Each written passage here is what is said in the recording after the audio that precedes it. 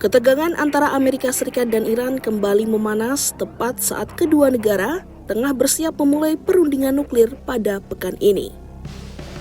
Insiden militer terbaru di Laut Arab pada Selasa 3 Februari 2025 menimbulkan kekhawatiran bahwa jalur diplomasi kembali terancam oleh eskalasi kekuatan bersenjata.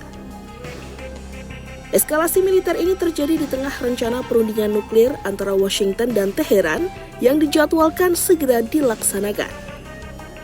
Utusan khusus Amerika Serikat Steve Witkoff dijadwalkan bertemu dengan pejabat Iran di Turkiye.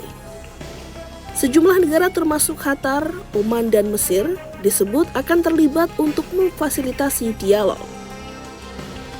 Meski begitu, Gedung Putih menegaskan bahwa insiden militer tersebut tidak membatalkan agenda perundingan.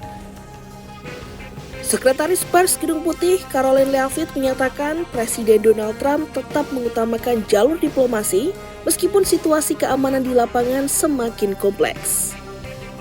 Menurut Leavitt, diplomasi hanya dapat berjalan jika kedua pihak memiliki komitmen untuk mencapai kesepakatan.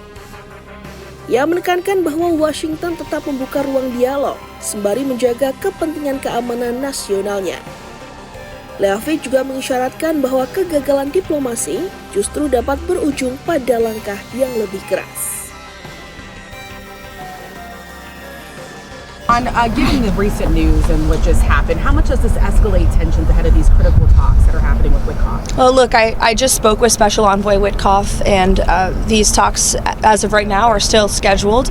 President Trump is always wanting to pursue diplomacy first, but obviously it takes two to tango. You need a willing partner to achieve diplomacy, and that's something that Special Envoy Witkoff is intent on exploring and discussing.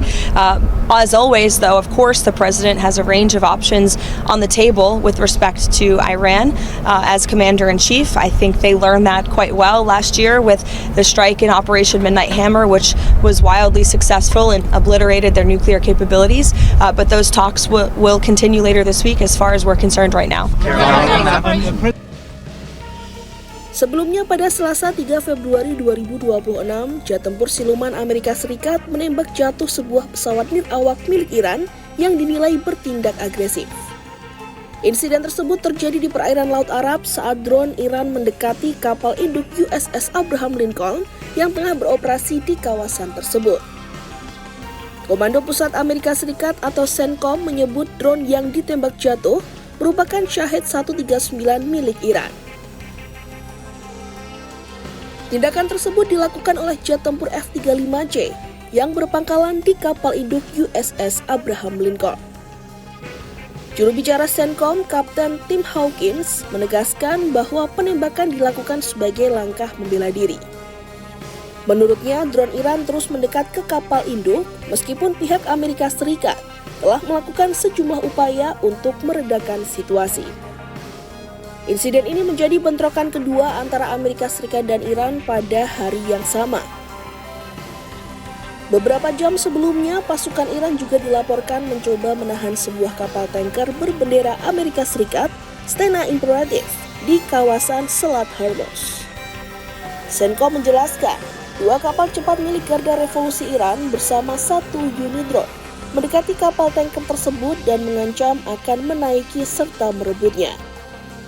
Untuk mencegah eskalasi lebih lanjut, kapal perusak USS McFaul segera dikerahkan didukung armada udara guna mengawal kapal tanker agar dapat melanjutkan pelayaran dengan aman. Perusahaan keamanan maritim Inggris Vanguard Tech melaporkan bahwa kapal Stena Imperatif didekati beberapa kapal kecil bersenjata saat berada sekitar 16 mil laut di utara Oman. Kapal tanker itu kemudian meningkatkan kecepatan dan tidak memasuki wilayah perairan Iran.